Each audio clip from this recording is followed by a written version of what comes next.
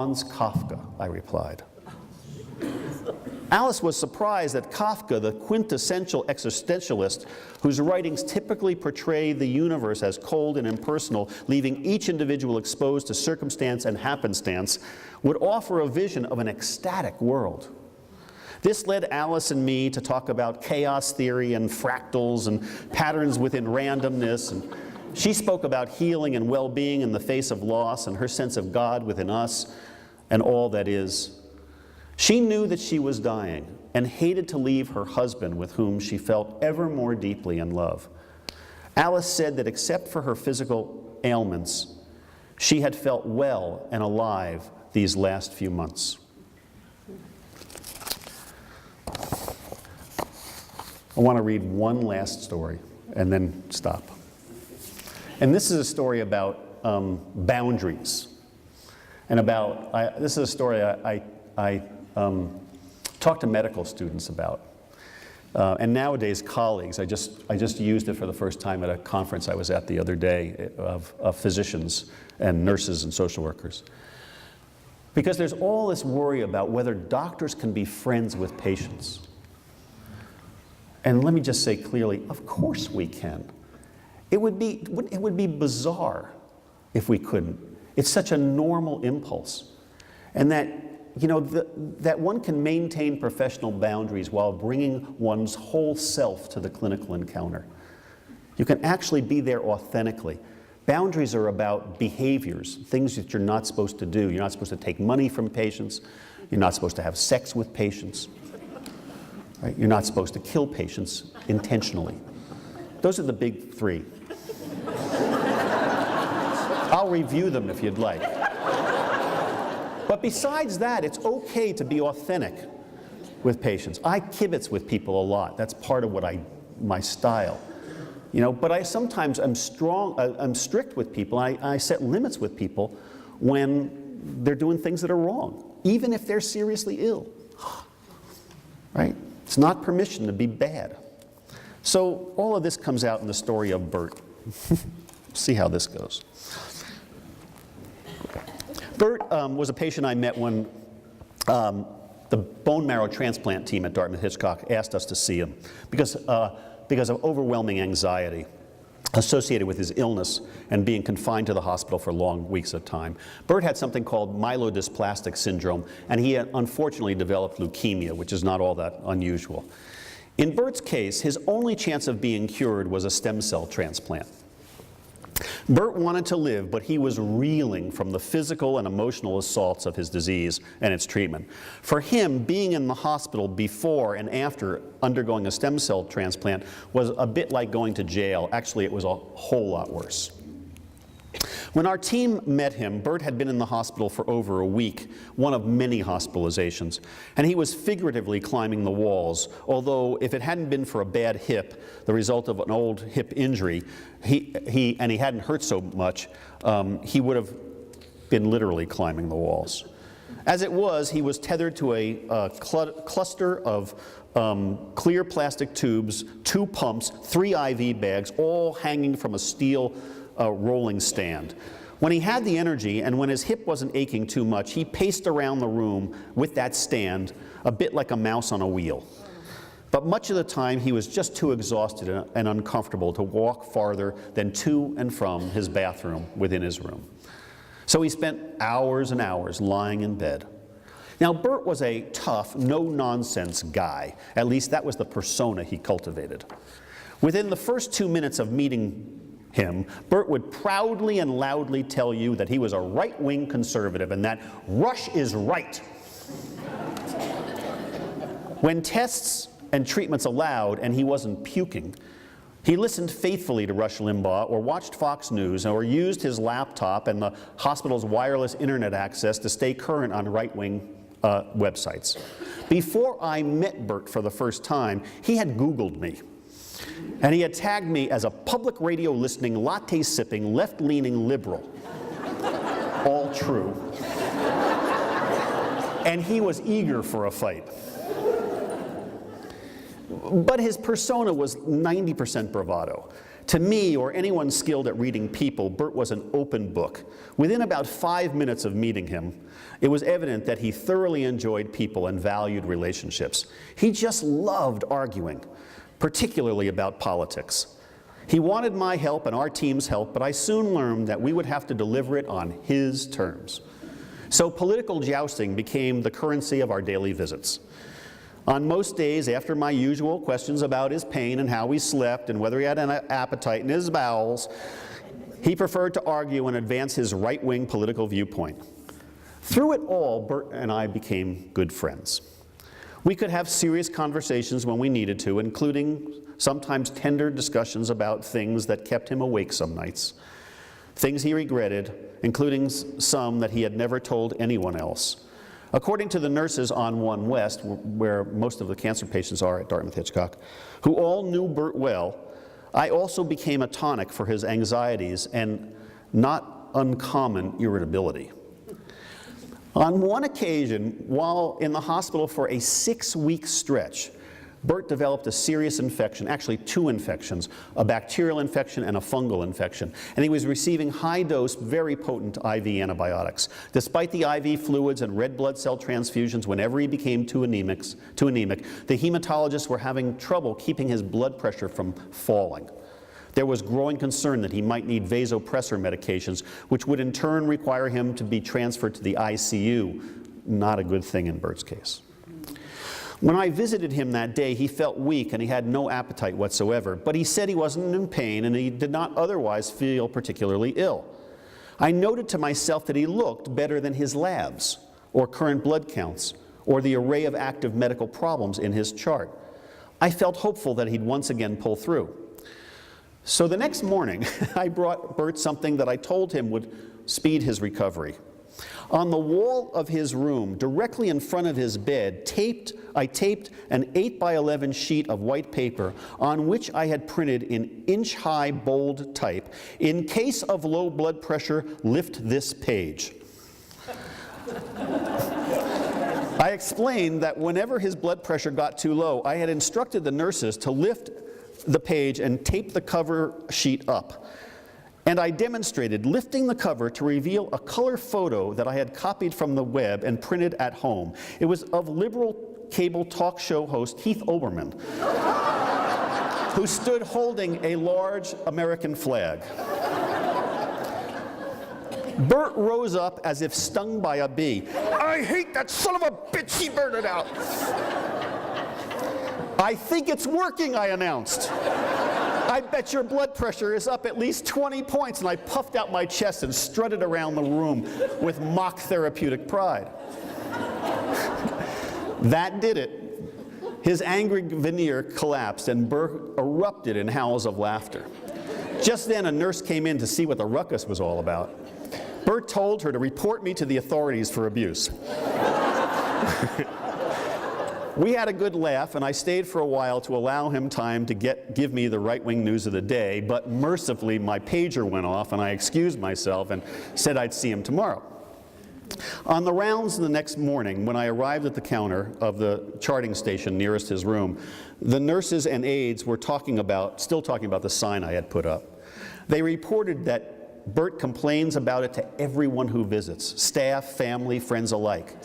But, they laughed, he hasn't taken it down. So I think I'm just going to close there and take questions, and thank you again for coming.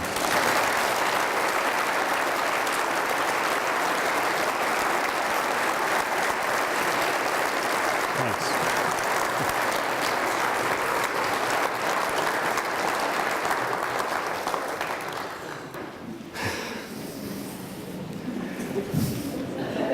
It's just so nice that everybody's here. I can't tell you that you even remember me. No question of comment. When my dad died in early '87, and apparently spent the last few days without being able to speak, my mother said the last thing he said to her was, "I wonder what it would be like to be dead." I've never had that experience before.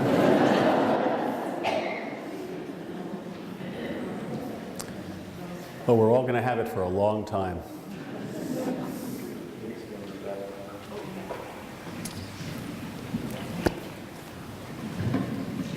It's good to see you again. Hi, Liz. I have a professional question, I guess.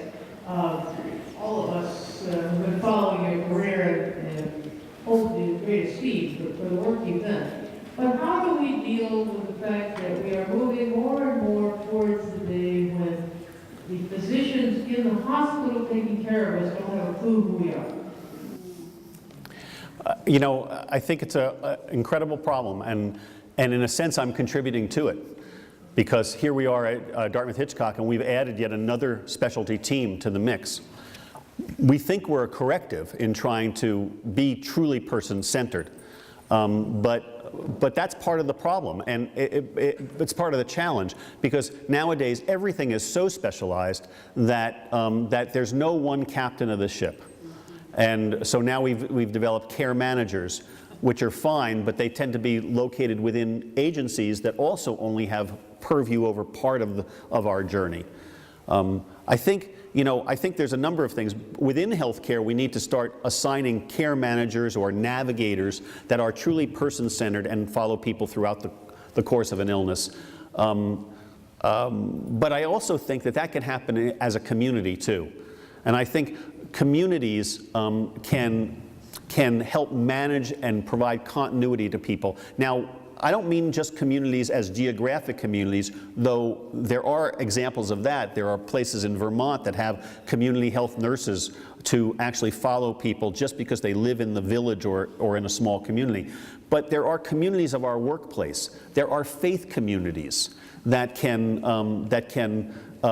own this time of life and support people through a course of illness, providing them with advocacy to get access to the right services, not just medical, though medical too, but community-based services that they need, and also some continuity across appointments and across the months.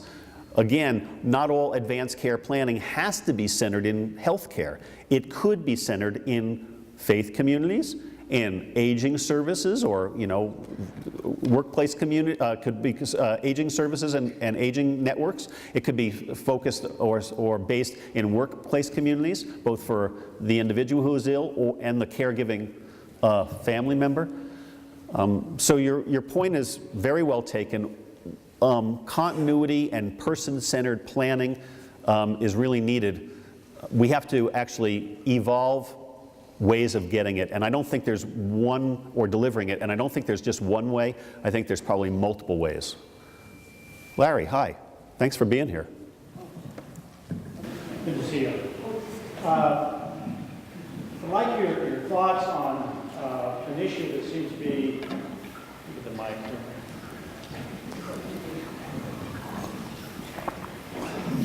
Thank you. An issue that really complicates this end-of-life issue, if the patient is in fact still conscious and competent, Right. then many decisions that can be made with the family, with the patient, with the healthcare provider. Any thoughts or suggestions on what we do when that person is conscious but not competent in the depths of Alzheimer's? Right. And no longer understands, no longer can give their consent. They may have, when they were alive, been very cogent about not wanting to live the way they're now living, and yet they're now not in a position to do that, and they're conscious, and our laws don't seem to accommodate that very well.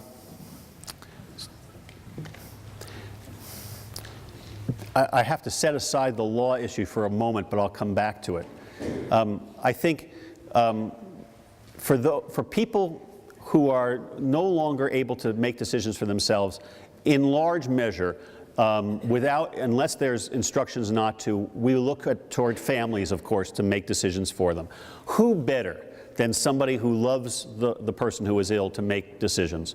And and it's useful if there is an advance directive, power of attorney for health care or a living will, to look at what the person had said when they had capacity. But if not, the way I approach this is, I start by finding out who that person is, not just as a medical entity, but as a human being. I often will say, tell me about your mom, or tell me about your dad. And I don't mean just about their health care conditions. I want to know where they grew up. Who were their parents, or what was their family like? When did they marry, your father? When did your mom marry your father? What kind of work did she do outside of the home, if at all? What did she like to do when she wasn't working? What motivates her? What's the most important stuff in her life? And in taking that history, which really only takes 5 or less than 10 minutes usually, I can deliver this person from anonymity. No longer are they simply the demented woman who has aspiration pneumonia and poorly controlled diabetes that we're caring for. The person becomes a whole person with values and preferences and aversions, and at that point, then when we look at what the condition is now, what are the available treatments, and what are the achievable outcomes? What is the prognosis, not only for her life and survival, but for her functional capacity, for her ability to enjoy life? Given what those are, then what would your mom want? What do you think your mom would want if she could see herself now and be making decisions consistent with her values and preferences? Either way that goes, it provides clarity for a family. If mom is somebody who, believed that you should quest for life throughout whatever happens, and she wanted to stay alive as long as possible, and dependency was not an issue for her, but quality, not only, quantity of life was really a high value, then you know that we're going to treat that pneumonia and do whatever we can within some reason to help her live as long as possible.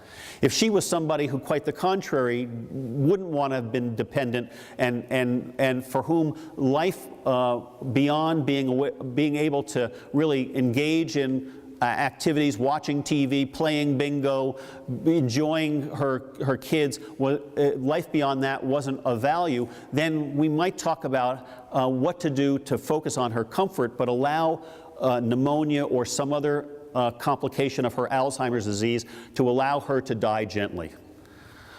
So it's helpful for me. I think these are not medical decisions as much as profoundly personal decisions that have medical complication or consequences and medical decisions that flow from them.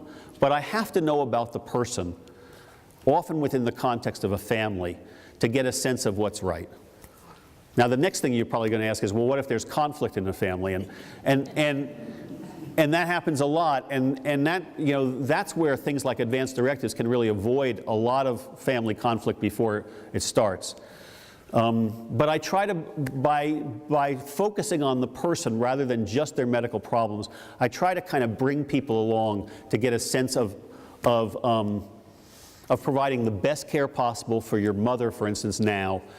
And beyond just treating disease or not treating disease, and beyond just her physical comfort, I actually try to expand the therapeutic goals of saying, whatever we do, we're going to honor and celebrate her during this obviously late chapter in her life. And that often will help people, because it's hard, if you love somebody so much and you think that their life is at risk, it's hard to just be saying, well, I don't want you to treat the pneumonia, and that's my loving act. It doesn't feel right somehow, even though it may be the right thing. So I also want to introduce the notion of what would it be like to really pamper your mom, to nurture her, to honor and celebrate her during this time. And that's an affirmative set of things that we can do that resonates deeply within the large majority of people, like, yeah, that's what we want to do for mom. Yes. Oh. I wrote any comments when a family or loved member is dying, giving them permission to die. Father Hogan asked about if somebody, a family member is dying, is there wisdom, I guess, in giving them permission to die? And often there is, because the thing is, we matter to one another, and nobody wants to sever the relationship or feel like the relationship's coming to an end. And frankly, you know, nobody wants to leave this life. So knowing that mortality is a given, and you know, if life is a God-given gift, it's a finite gift, at least this life. So giving people permission to leave this life without them feeling it's disloyal is sometimes just an incredible gift to give. I see that with some frequency. Hi, Dr. Byron. Oh, I just wanted to ask, could you explain the difference between palliative and hospice care? Oh, great question. So everybody hear that? The difference between palliative care and hospice care. So palliative care is the discipline that hospice delivers. These days, palliative care has grown out of a hospice base and to reach into places where hospice programs have had difficulty penetrating. ICUs, hospitals in general, dialysis units, number of settings in which hospice, particularly under Medicare, has been challenged to penetrate. But in America, hospice, you know, began as a countercultural movement. Frankly, in the 1970s and early 1980s, sort of was a response to people dying badly, mostly in hospitals, often in pain, too often alone. And then gradually, as hospice matured, it has been reincorporated within healthcare. But under Medicare, it's not enough to be dying to get hospice. You also have to agree you are dying. And I got to tell you, not a lot of people are eager to do that. And under Medicare, you have to give up treatments for your disease in order to get this comprehensive program for your comfort and quality of life that hospice provides. So that's, you know, so that's a problem because, you know, hospice really is the gold standard. But under Medicare, both pays for hospice, which is a good thing, but it also limits access to hospice if there's a late-stage treatment. And because science keeps giving us late-stage treatments that are pretty good, including some of the new cancer treatments are pretty darn good. They're expensive, but sometimes they work and give people, you know, months of good life. People are coming to hospice very late because they don't want to give up the opportunity to be treated. So palliative care has sort of evolved to sort of to reach into some of the nooks and crannies of healthcare where people can get treatment concomitant with, you know, at the same time as they're getting treatments for their disease, they can get a team approach to their comfort and quality of life. We just don't have a reimbursement stream, which is too bad. Yes, hi. I'm just wondering, over the course of time, partially by being a member of a countercultural perspective on a subject, and now working over a long period of time and having a lot of your work confirmed, the stories that you hear confirm the beliefs that you've had and continue to promote. So either over time, what have been the biggest surprises or maybe the biggest changes in direction in your thinking as you've met a new person, you've seen a different situation that have been stumbling blocks in sort of the consistency of the message? You know, mostly it's been expanded, but I mean, nowadays I'm a medical educator at frankly one of the best medical schools there is. I mean, one of the top tier medical schools. I have to tell you, we're still failing our medical students. We're not teaching them how to care well for dying people, for seriously ill people. We're not teaching them how to communicate well, to deliver bad news, to counsel people through this inherently difficult but normal time in human life. So that, I mean, I knew that, but I didn't know how challenging it was until recently. And it puts me in an awkward position because I'm now a medical educator, I'm a professor, but we're not doing it well. And again, that's part of why I'm coming back to saying, you know, we need a citizen consumer movement, because we could dramatically change medical education We have the expertise to do it. We have the money to do it. We have the time to do it. We don't have the will. It becomes political, and there's pushback. But I could say that about a number of things. We know how to do this so much better than we're doing it. And we're not doing it because of politics and this mirage that there's this big controversy out there, so you can't talk about it. I don't know. I guess, here we are. We have this crisis that surrounds the way we care for people and the way we die, and yet we know that we could give much better care and spend actually about maybe 20 to 30% less money, and we're not doing it. What's up with that? Maybe one more question. Hi, Dr. Black. I'm from Canada, and I was wondering, have you any contacts in Canada that are doing research or work in this area? And my mom is 85 years old. Where is she? Where is she? She's in Brantford, Ontario. Brantford, Ontario. So I'm married to a Canadian.